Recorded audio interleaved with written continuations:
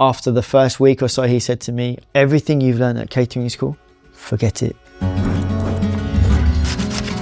I learned to fillet perfect fish, I learned to butcher all the meat, I learned to make sauces. It was cooking at its peak in England at that time. And two opportunities presented itself. I knew that I had to change again.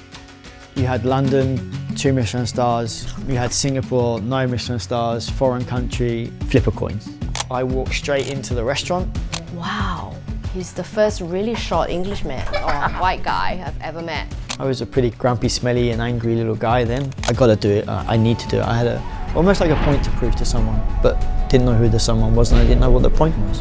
The gain from it is to get the understanding of who, how does it get touched, who touches it, how do they look after it, is it looked after? As young chefs, we don't know that dance, it's all about push, push, push, push, push. We could tell that it was taking its toll on us. Is this our future? You need to break that routine and just be like, hold on guys, time for change. We're here building a new ultra luxury hotel. I've been brought on to, guide the culinary scene of it and explore what we can do, push the boundaries a little bit in Queenstown.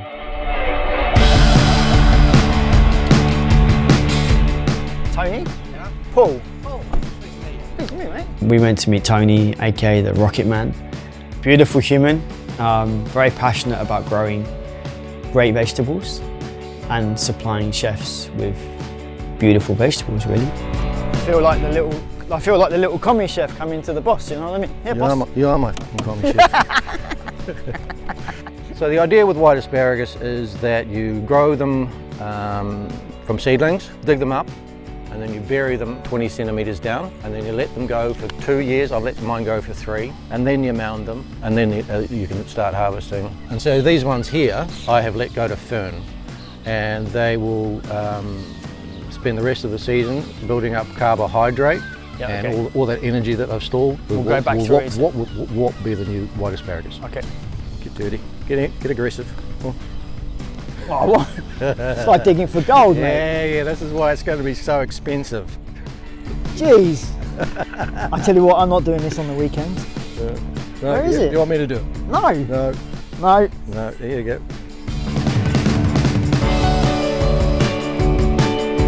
Perfect. It's not straight though. That's for the chefs to deal with.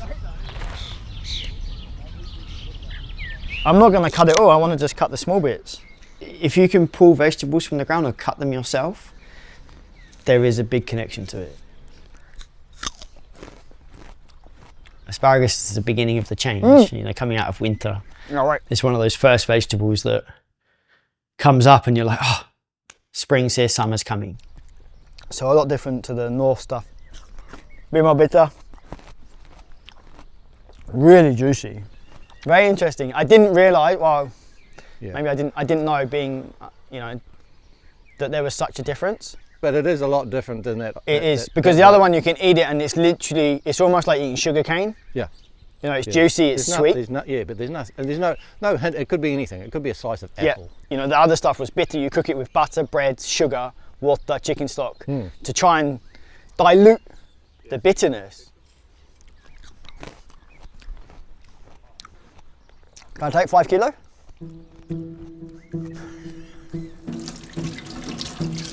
I started, very simple, I started as a kitchen hand in the kitchen. Wanted to do better, wanted to peel the carrots. Simple. Friend owned a bed and breakfast. Enjoyed it. She was hospitality through and through. For me, this was fundamental because you literally welcome people and they stayed for 1, 2, 3 nights. But you opened your house and you opened your home to them. Then I went into a country house hotel who had 1 star, taught by a French chef. Pierre was his name.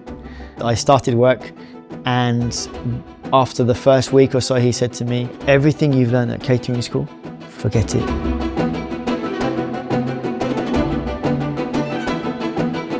And then from that point, went from 1 Michelin star to 2 Michelin stars to Gidley Park. I think Gidley Park with Michael was instrumental in my culinary journey. Great gentleman, amazing chef. There was no secrets. Anyone that was willing to learn pretty much how to do things the right way. I learned to fillet perfect fish, I learned to butcher all the meat, I learned to make sauces. It was cooking at its peak in England at that time. Thank you, Chief. Yeah, yeah. Thank you, Chief. I'll be in touch. Be in touch. Nice one, buddy. Thanks for that. So then we went over to see Ben in Wanaka at Alpine Fresh. He took us through, I'm going to call it a strawberry patch, but it's like strawberry fields. So yeah, this is where they're at. They're really early on. In essence, the variety that was selected here is quite a low yielding type, but the sweetness is really good. Okay. It was bred like 20 years ago in California. Okay. And they haven't been able to beat it. They're nice and firm as well, look. Yeah, so in about 3 or 4 weeks, it'll just They'll just go crazy. Bananas, yeah. Really? I got it. Again, such a nice person. Oh yeah. Tasting good. It tastes good. It's a little bit firm. A little bit firm still. Yeah, so they're all planted by hand. And such It's a big job. opening to let us come in and film and intrude in his day. This is the good one. It's not got as many seeds on it when you eat the raw ones. You grate them up really finely. I'll slice them really thin on the mandolin. Yes. Now you see it. There you go.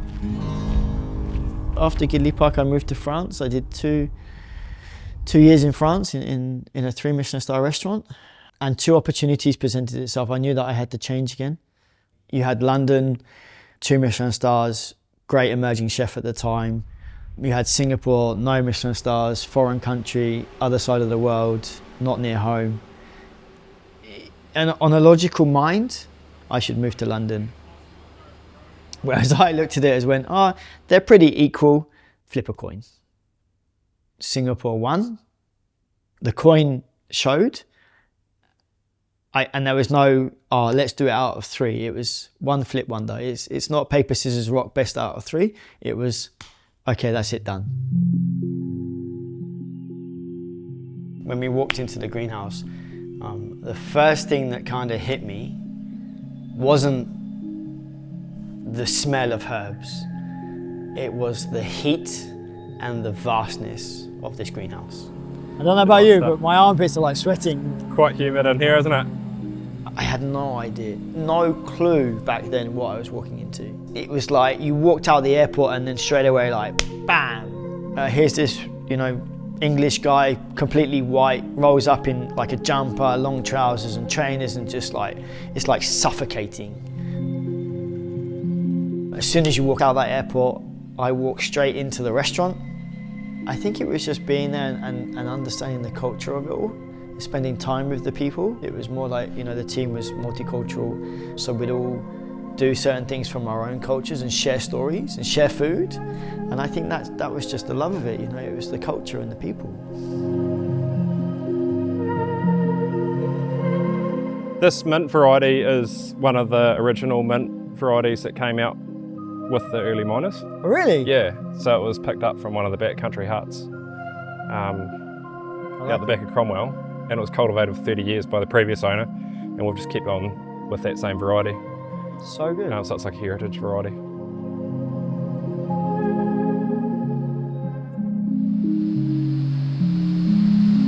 I like wild rocket, do you? Oh, I love it. Yeah. Oh, so nice. Can you try more rocket again? Sorry, I just missed that on film. Mate, you're annoying with your stop, start, all right? All right? It tastes different. It's really nice. It's very interesting to see and talk to Ben about what he's doing. He's new to it, so he's also learning about what works. I'm just stealing some flowers. And also opening the door and saying, hey, if you want me to grow something, let's talk about it. So conversations, again, connecting to what we have.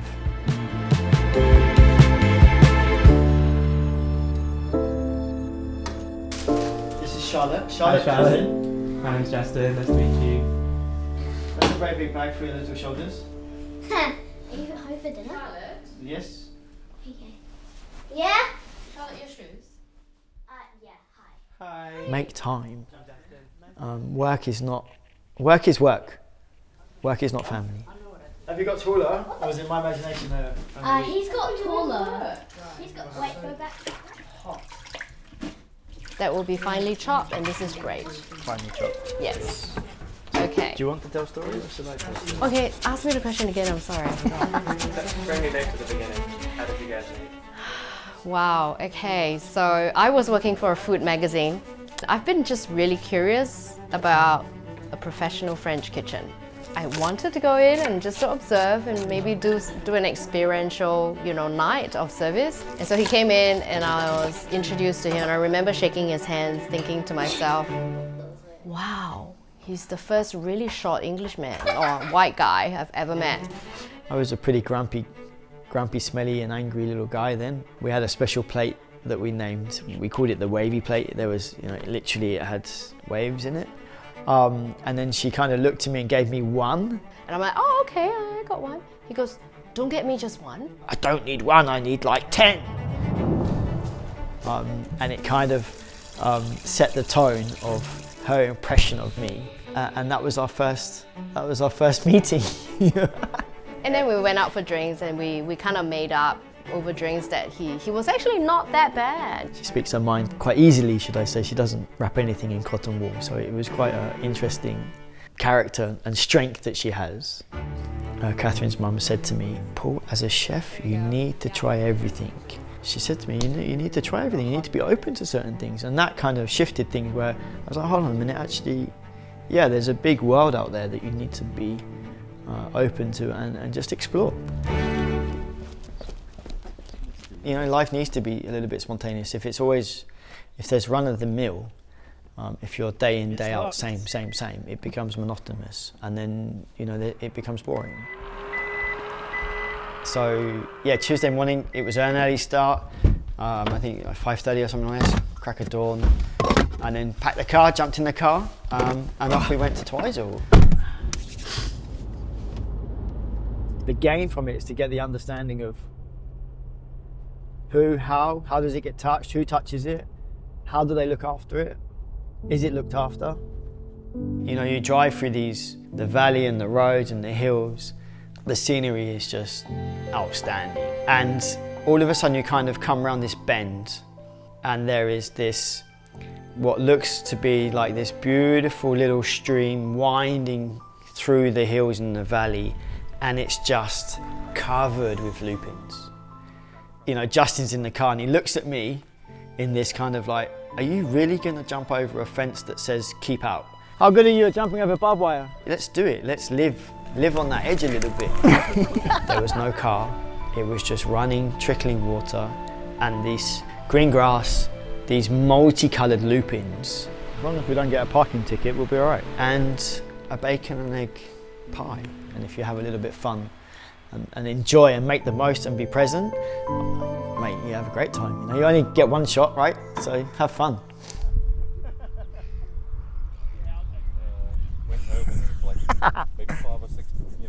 The English fair skin of me, which I can feel already. So after our little adventure, we hightailed it. Kind of got into Taupō quickly. We had to meet Dion. Dion, how you going, mate? Welcome to Rua Farm. Thanks, buddy. Appreciate it. Can you get my fly rod from the cup and we'll just dangle it? I don't even need to put an indicator. Just ding, it'll be gone. Just go boom when you're on. No, why can't I film that when it's happening? Dion told me about how that they look after, feed and raise probably some of the best salmon in the world, maybe. Because of the size of these pens, we need to make sure that we feed them properly so we minimize feed wastage. Yes. It looks simple at first sight, but if you can give it a go yourself later on. But there's a bit of a trick to it. I saw the guy as we were coming down. I saw him. There's a flick to it. So you just want to get a bit of a flick out, and we'll see how you do. So that's kind of what you want to do. And it's basically these guys that look at the salmon and they're like, oh, hold on a minute. Wow. They have to stop and check and take a moment and look at it and say, okay, they're full. We don't need to feed anymore. And they stop. It's the water essentially. What happens if I drop the bucket? I'll hold the bucket you for hold you. The bucket? Yep. There we go. A couple more days and we'll turn you into a farmer yet. It's easy to look at them and think they're all the same, but they are individuals, right? So they're all individual fish. But I think it's all about connection, right? It's all about there's somebody there, you know, it's like Rocket Man, it's like Ben. There's someone there that connects to it and does it and sees it and feels it. So you must be out here, rain, wind, snow, storm, blizzards, tropical, subtropical. Yeah, it's pretty much like I said, looking after the fish is like 24/7 responsibility, and we need to be out here every day feeding them, taking care of them. You know, like I said, we've got to make sure we keep them fed, keep the environment clean, you know, keep the nets clean. It's not just a process, you're not just ticking a box. You're actually, you know, you're invested in it, and they're doing it because they're invested in it. It does, you know, watching it and hearing it does make you want to go fishing. It makes me want to go fishing anyway. Where's the net? Can we not just scoop one up?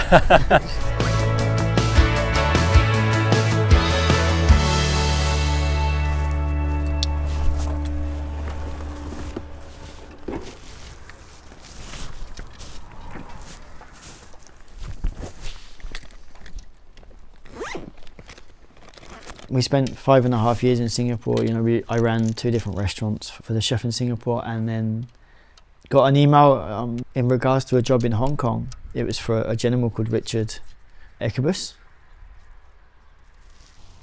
one of Hong Kong's leading chefs. He had 2 Michelin stars to his name. He ran Amber restaurant at the landmark Mandarin Oriental. We got to look at this seriously, so we looked at it seriously and made a decision that would be a great move for my career.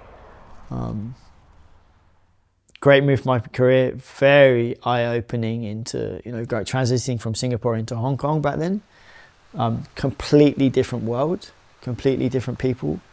Not so much a mixing melting pot like Singapore is. Chinese, Cantonese ways. And then also running you know, leading up as the head chef de cuisine of a 2 Michelin star restaurant also takes its own toll, and there's a lot of stress that comes with that.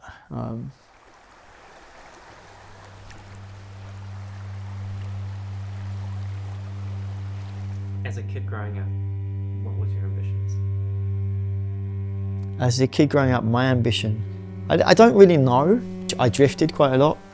I enjoyed music. He was probably maybe a little bit of an angry little boy. He liked to have fun, but you know, I think sometimes he had a bit of a chip on his shoulder, and I think that chip probably, he used it to push himself forward. You know, he used that anger or that angst just to kind of, okay, I got to do it. I need to do it. I had almost like a point to prove to someone, but didn't know who the someone was, and I didn't know what the point was. See it now moving? See it going? I've seen it, it's seen us. We won't catch it. It's too smart.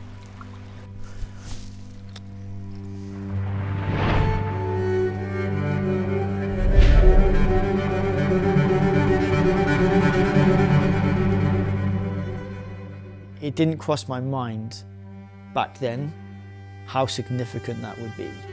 You know, it was me, Katherine, and a 10-month-old Ethan. We packed up and moved.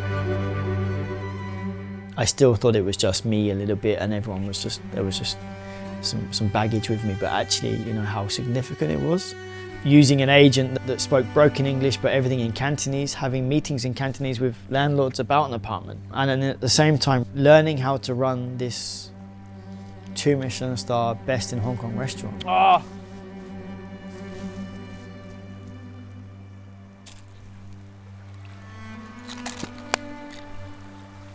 We walked and we tried and we walked and we tried, and then all of a sudden we found it.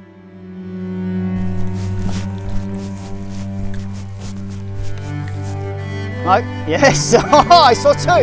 Here we go.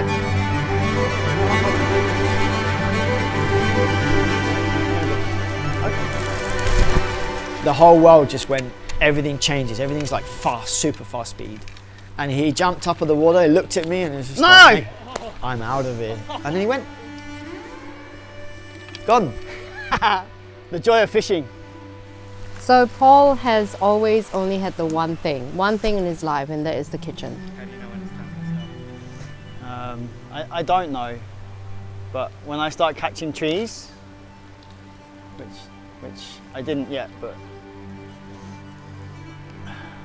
sometimes you just need to stop, otherwise I'll be here all day and then we won't cook anything. He never had a hobby until he found fly fishing, and I'm so glad he did. The search, right? You know what I mean?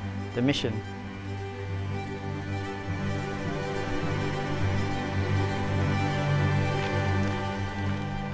You come back a different person, apart from the fact that sometimes he gets really upset. I didn't catch the fish.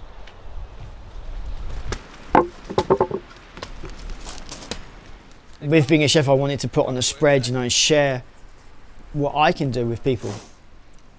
Make the connectivity. You know, people, they raise the fish, and sometimes, you know, they raise it, it goes off and it disappears, and they don't know what happens to it. You know, it just, off it goes. Me trying to set up a chopping board, trying to prep a salmon, you know, trying to get the fire going so that in a way that we could fillet, hang, smoke, cook, everything all together. Ha! How to watch a man struggle, right? Okay. And the guys just kind of, some of the guys just took a lead, you know. Some of the guys opened a bottle of wine, got some snacks going. You know, one of the guys like joining a hand with the fire, he put the fire going. And I'm like, this is great, guys. You know, like, this is amazing. And I sat there with my little couple of rocks piled on each other with my chopping board in front of me.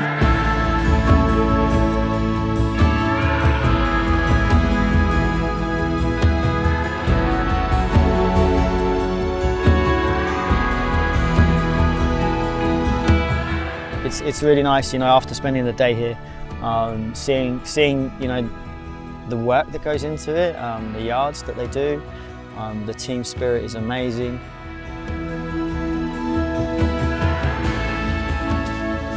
All coming together and helping, it's really nice. It's a privilege, and yeah. How good? Just, yeah, taking time to reflect, enjoy. Can't beat it.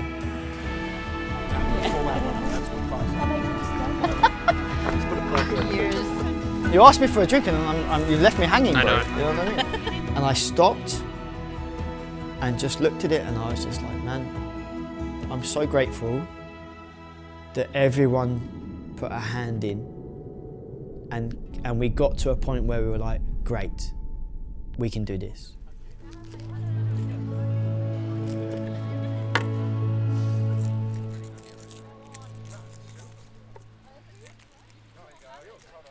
It was all consuming, the hustle, the bustle. You're packed like, you know, people see pictures. It's literally like that. You're packed in like sardines. And the rate of things is just so fast. We weren't prepared for that. We weren't ready for that. I didn't know how to handle it. I said to her, I just can't handle it. I can't do it on my own. You need to help me. So she came, she bailed me out of the ship. And she came and helped me unpack. We spent a weekend setting up the house. She flew back to Singapore. I lived in the house for, you know, a week on my own. We could tell that it was taking its toll on us. It took its toll on me. It took its toll on us as a unit.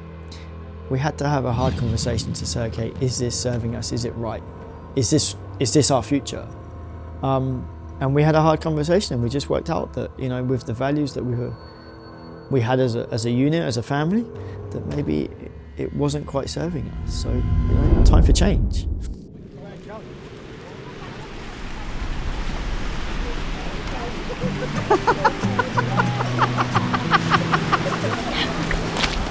Stand by that fire. For me, it's the soup. I think it's been, you know, in Queenstown we don't see the sunset, so it's been about 6 months I haven't seen that, the orange and the colours from the sun, you know, after moving down here. I think as chefs we need to learn and stop and take that breath. You don't need to go and cook by a fire and fillet salmon on a beach. You just need to stop and just look up and just look around and be like, hold on a minute, I just need to ground myself, and then you can carry on. We moved out of Hong Kong. Katherine was pregnant with Charlotte. She moved into Singapore. I moved into Australia. I flew back into Singapore for the birth of Charlotte. I flew back into Australia to set up home and house for everyone. In between Katherine, Ethan, Charlotte coming to Australia, I got a call from New Zealand. I flew to New Zealand to have an interview at Huka Lodge, flew back to Australia, got offered the position. Katherine and the family moved to Australia. 2 weeks later, we went on a little road trip around Australia and then moved to New Zealand.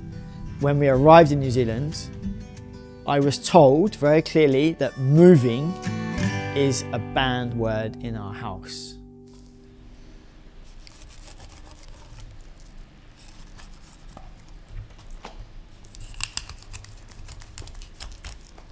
So taking over at Huka, it was a very interesting one. It was very seasonal at the time. You know, you're talking 11 years ago, so there was very high summer periods and then very low winter periods. I went on a mission to kind of cook the best food that we could do. 9 years through, obviously tourism came through, there was a lot more business, the team grew, the food grew. We found the right people came to us, the energy was right, the feeling of people was right. You know, everyone was invested in what we were doing. Everyone bought into the narrative of we want to be the best. From the dishwasher all the way up the line. Michelin doesn't exist. There was no rating for the lodges, no rating for luxury lodges. We applied to become part of Le Grand Table du Monde, which is a guide. You have to be a caliber of 2 stars. You have to have 3 letters of recognition from other chefs that are already in the guide.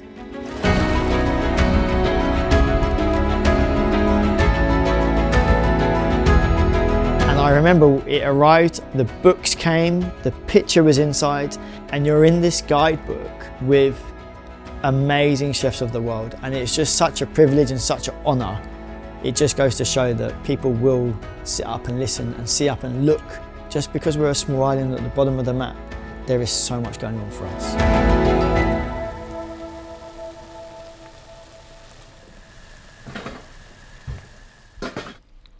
In Asia, you eat fish head soup and hot pot, and it's all has a little bit of inkling towards that as well.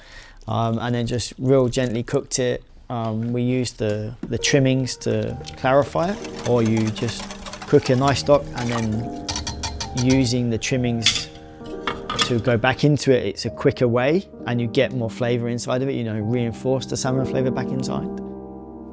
We're in New Zealand. There's the mountains. There's the rivers, there's the lakes. Mount Cook is a beautiful mountain. You see the water, it's almost, people say it's gin, crystal clear. There's not too many conflicting flavours. It wants to be interesting enough, but also delicious that you want to go back for some more. I've never seen so much elderflower everywhere.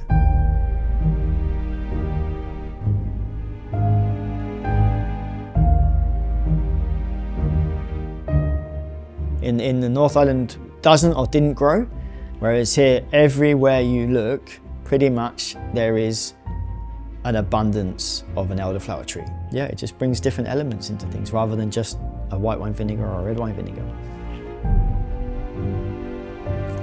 Stone fruit's another one of those things, it's the beginning of summer. The nectarines, cut them into nice shapes.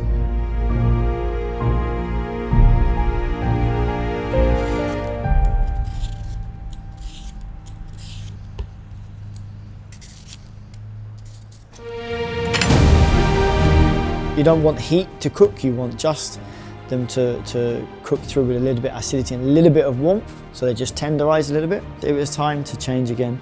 Mutual connections came up that there was this interesting property developing in Queenstown.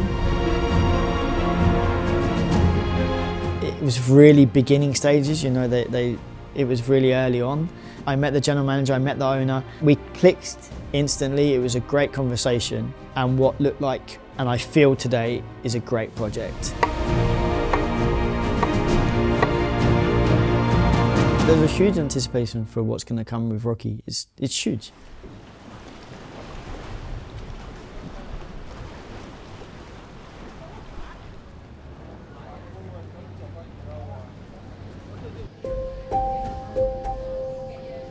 Hardest part moving was the connections that the children and we made. Again, it's the same as uprooting everything. Be it we're in the same country, we're on a different island, and we're a fair few hours away from friends. So, that was hard. That's the hardest bit.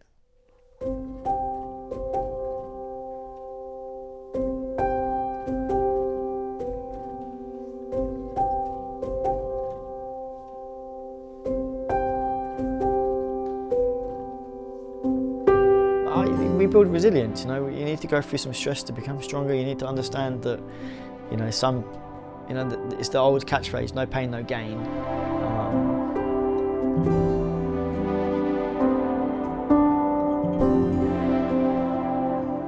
It's an interesting time because I go on a trip to Taupō and I go for an experience and see certain things, and sometimes it's pretty heart-wrenching because you want them to see it as well.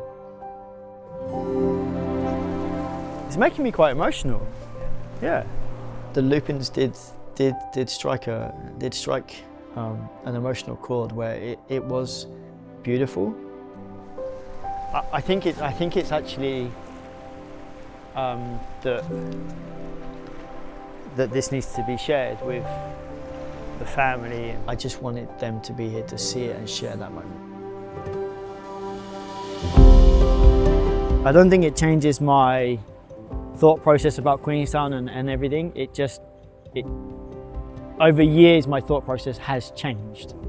It's a chef's life, we'll just soldier on and we'll be all right. As young chefs, we don't know that dance. It's all about push, push, push, push, push, strive, strive, strive, do the best we can. Yes, you've got business, and yes, you've got to make money.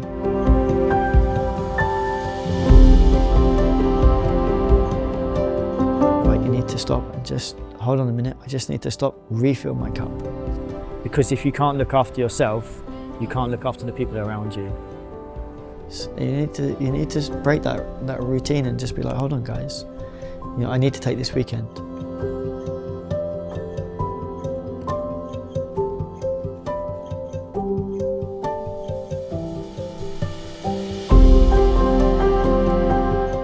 There's a little bit unknownness to what's going to come, but you know, so far as it's evolving, as it's progressing, as it's being built, as the stories are coming together, there's so much excitement about it. It's so good.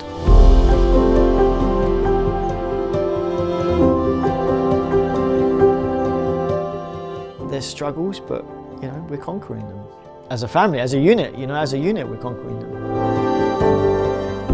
Yeah, Katherine's the world. She's the anchor. She's the one that keeps everything together. And I disappear on my dreamland and go fishing and spend time creating dishes. And she's the one that kind of pulls it all together and just says, "Hold on a minute, you know, hey, cuckoo, come back to earth, you know, a little bit." So yeah, she's the rock. She's the diamond in it. Advice for young fathers in the industry: make time. Work is work. Work is not family.